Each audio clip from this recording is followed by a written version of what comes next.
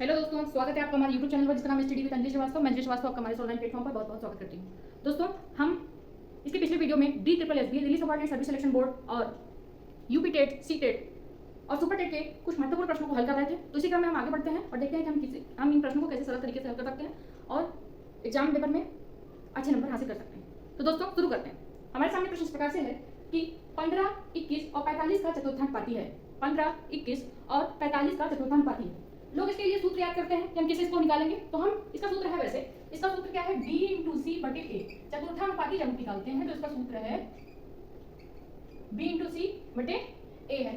तो हमारा चतुर्थांशपाती निकल जाएगा। बट हम इसको सूत्र से भी निकाल सकते हैं और बिना सूत्र के भी निकाल सकते हैं। देखिए, जब हम समानुपात में लिखते हैं तो इस तरीके से लिखते हैं 15:21:45 = x, क्योंकि चतुर्थांशपाती हमें प्राप्त करना है। तो हम क्या करते हैं, इसका गुणा इससे करते हैं, इसका गुणा इससे करते हैं। ठीक है, करते हैं। तो 15x बराबर हो जाएगा 21 × 45, 21 × 45 हो जाएगा। तो x बराबर हो जाएगा 21 × 45 बटे 15, इधर पक्षांतर में तो बटे में हो जाएगा। 15 काटेंगे, 15 काटेंगे 15 और 15 में 45 और 21 यहाँ होता है 63। तो चतुर्थांशपाती क्या हो जाएगा हमारा, 63 हो जाएगा। नेक्स्ट क्वेश्चन है, ये ब्रैकेट है 10 से 1/3 भागे 5/3 का 10 + 14/3 - 1 का मान क्या होगा। ये सरलीकरण से संबंधित प्रश्न है और इसमें हमने आपको बताया था बॉडमॉस का नियम, बॉडमॉस का नियम BODMAS। बॉडमॉस का नियम बताया था। बी का मतलब ब्रैकेट होता है और ब्रैकेट 4 तरीके के होते हैं। ब्रैकेट कौन कौन से होते हैं, पहला ब्रैकेट आपका क्वेश्चन बार ब्रैकेट होता है। बार ब्रैकेट को सॉल्व किया जाता है अगर क्वेश्चन में बार ब्रैकेट दिया गया हो। दूसरा आपका है छोटा ब्रैकेट सॉल्व करते हैं, तीसरा मंझला ब्रैकेट सॉल्व करते हैं और चौथा बड़ा ब्रैकेट सॉल्व करते हैं।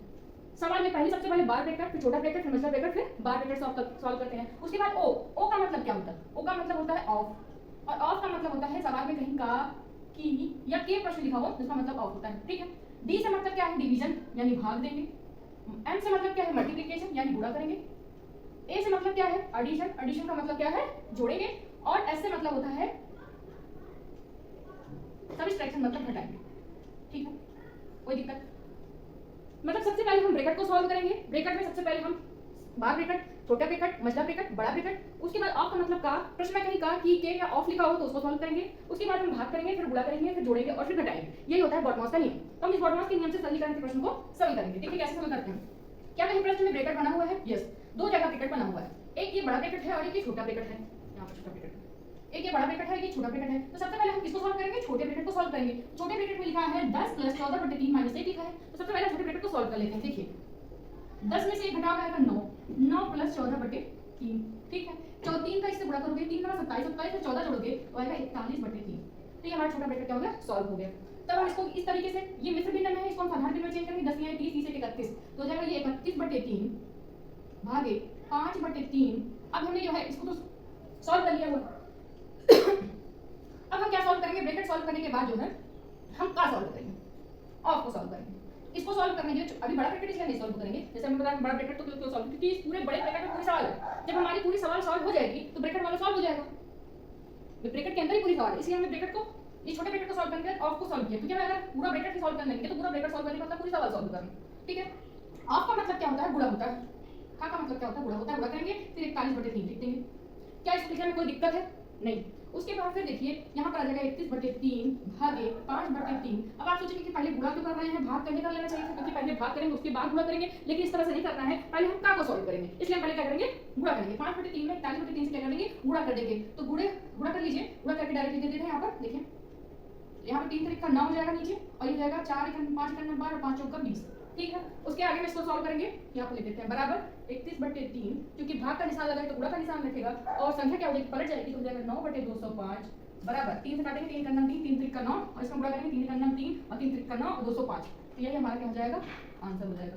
अभी कटेगा नहीं, इसलिए हमारा क्या हो जाएगा, आंसर हो जाएगा। ठीक है, इसे अपनी कॉपी में नोट कर लीजिए या फिर आप स्क्रीनशॉट खींच सकते हैं। ओके, चलते हैं नेक्स्ट प्रश्न की ओर, देखते हैं कैसे हम ये सरल तरीके से हल कर सकते हैं।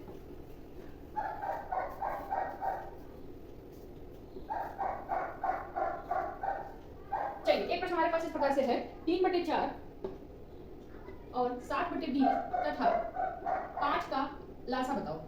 ये लासा मासा से संबंधित प्रश्न है। पूछा है 3/4 और 7/20 और 5 का हमें क्या बताना है, लासा बताना है। ठीक है, तो हम इसको लिखेंगे 3/4 गुणे 7/20 और कामा 5/1 एक लिख सकते हैं, क्योंकि जिस संख्या के नीचे कुछ नहीं लिखा होता है उसके नीचे 1 होता है। आगे आप लिखिए चाहे मत लिखिए।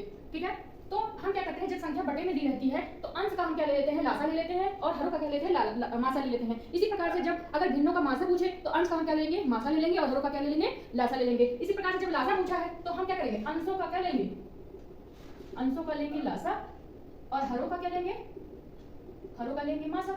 ठीक, चलिए लासा लेते हैं 7 तो 21, और 21 से 5 गुणा करते हैं तो 5 5 और 5 10 यानी 105 हो गया लासा। ओके, अब मासा क्या निकालेंगे, मासा का मतलब होता है जो तीनों में कॉमन, जो संख्या तीनों में क्या है, कॉमन है। तो कॉमन तो हमें यहाँ सिर्फ एक ही दिख रहा है, कैसे, एक तो दिख रहा है, यहाँ पे कोई एक नहीं है। देखिए एक कैसे दिख रहा है, देखिए एक में एक से गुणा करेंगे आएगा, 20 में एक से गुणा करेंगे 20 आएगा, और 4 में एक से गुणा करेंगे 4 आएगा। इसका मतलब है कि सब में कॉमन क्या है, एक कॉमन, सब में कॉमन क्या है, एक कॉमन है, तो वही हमारा क्या हो जाएगा, मासा हो जाएगा। और आप हर एक में मतलब एक लिखिए चाहे मत लिखिए, तो नहीं लिखेंगे तो हो जाएगा हमारा लासा कितना हो जाएगा, 105 हो जाएगा। ठीक, चलते हैं नेक्स्ट क्वेश्चन की ओर। अगला क्वेश्चन है, यदि लगातार 6 सम संख्याओं का औसत 11 है,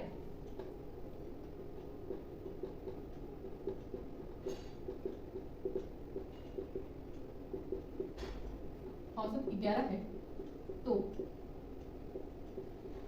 सबसे छोटी संख्या या बड़ी कर लीजिए, सबसे बड़ी संख्या ज्ञात करो।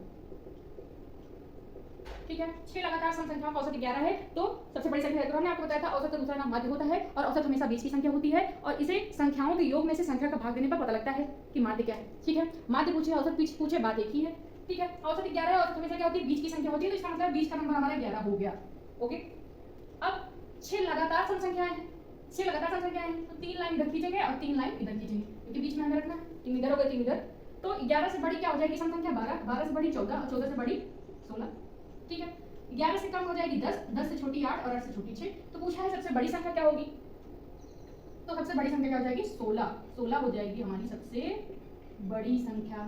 ठीक है, इसी प्रकार अगर छोटी संख्या पूछे तो हम ये छोटी संख्या बताएंगे, 6 क्या है, क्योंकि छोटी संख्या है, और ये क्या है, सबसे बड़ी संख्या है। इसे आप अपनी कॉपी में नोट कर लीजिए। अगला प्रश्न है, किसी वस्तु पर अंकित मूल, लाभ से संबंधित प्रश्न है, इसको मिटा दे। तो किसी वस्तु पर जो अंकित मूल है,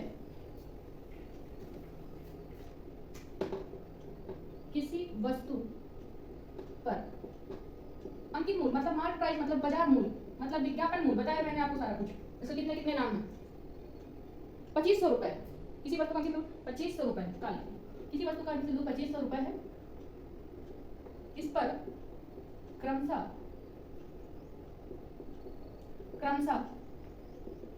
12% तथा 10% का डिस्काउंट दिया जाता है, 10% का बट्टा लिया जाता है। तो एसपी बराबर क्या है, पहले विक्रय मूल्य पूछा है कि मतलब उसको विक्रय मूल्य क्या है। मान लीजिए किसी दुकान पर आप जाते हैं और एक कोई वस्तु आप खरीद रहे हैं, वो 2500 रुपए की है, और एक सेल वहां पर सेल का ऑफर चल रहा है, पहले उस पर 12% का लाभ ले लेते हैं।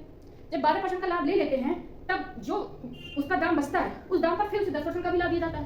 पहले उसे 12% का लाभ देते हैं, फिर जो दाम बचेगा उस दाम पर उसे 10% का भी लाभ देंगे। तो एसपी मतलब विक्रय मूल्य, अर्थात दुकानदार ने उसे कितने रुपए में हमें बेचा। ठीक है, यही पूछा है।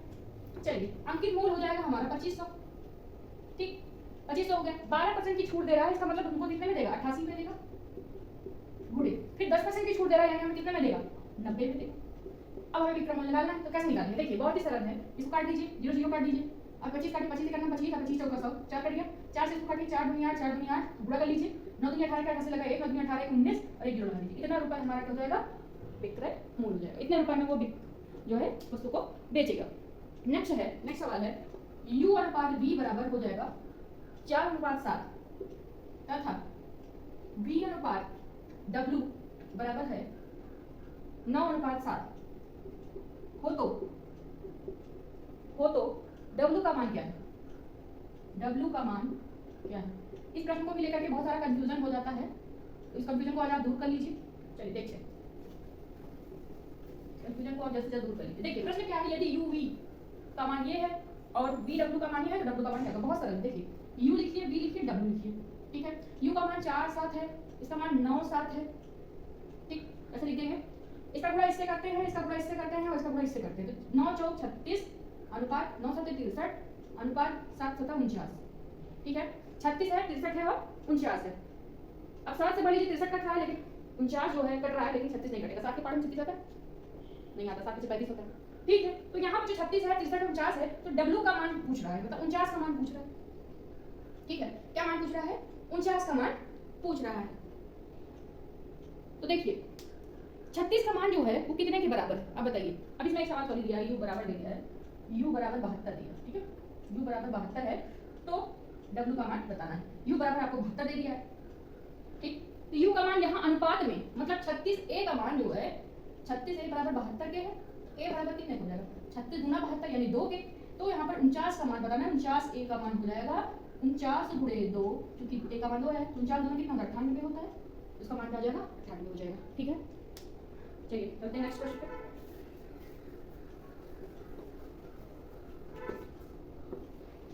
चलते हैं नेक्स्ट क्वेश्चन। देखिए अगला प्रश्न इस प्रकार से है, a के 50% का 80% b के, a के 50% का 80% b के 25% के 3 गुने के बराबर है, 25% के 3 गुने के बराबर है, तो बराबर है तो a b से कितना % अधिक या कम है, तो a b से कितना % अधिक या कम है, ठीक है।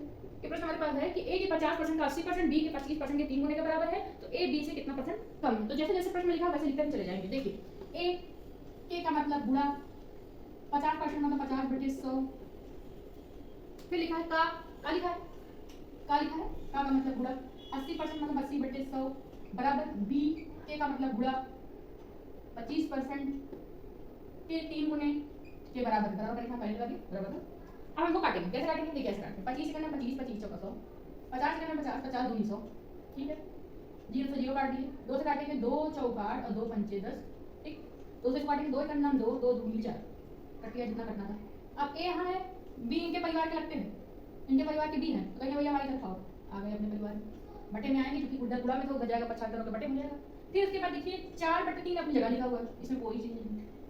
फिर यहाँ पर देखिए यहाँ पर बचा क्या है, यहाँ पर बचा है 2/5 बचा हुआ है, क्या बचा हुआ है 2/5 बचा हुआ है, उधर जाएगा तो संख्या पलट जाएगी, संख्या पलट जाएगी, गुणा का निशान 5/2 हो जाएगा। अब तो गुणा में 5 में 15 और 4 दूनी 8, यानी a का मान कितना है 15 और b का मान कितना है 8, तो a b से कितना ज्यादा है बताइए, a b से कितना ज्यादा है, a b से 7 ज्यादा है, 7 ज्यादा है।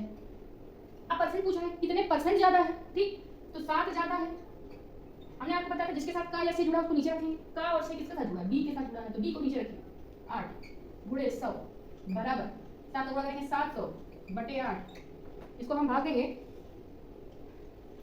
8 8 64, तो जाएगा 87.5% अधिक है, तो इसलिए हम अधिक लिख देंगे, ठीक है दोस्तों। इस प्रकार से हम प्रश्नों को आगे भी नेक्स्ट वीडियो में सॉल्व करेंगे। दोस्तों अगर वीडियो पसंद आए तो प्लीज चैनल को लाइक करें, सब्सक्राइब करें, कमेंट करें, जल्द शेयर करें। मिलते हैं नेक्स्ट वीडियो में ऐसे ही कुछ महत्वपूर्ण प्रश्नों के साथ, तब तक अपना ख्याल रखिए। Thank you very much.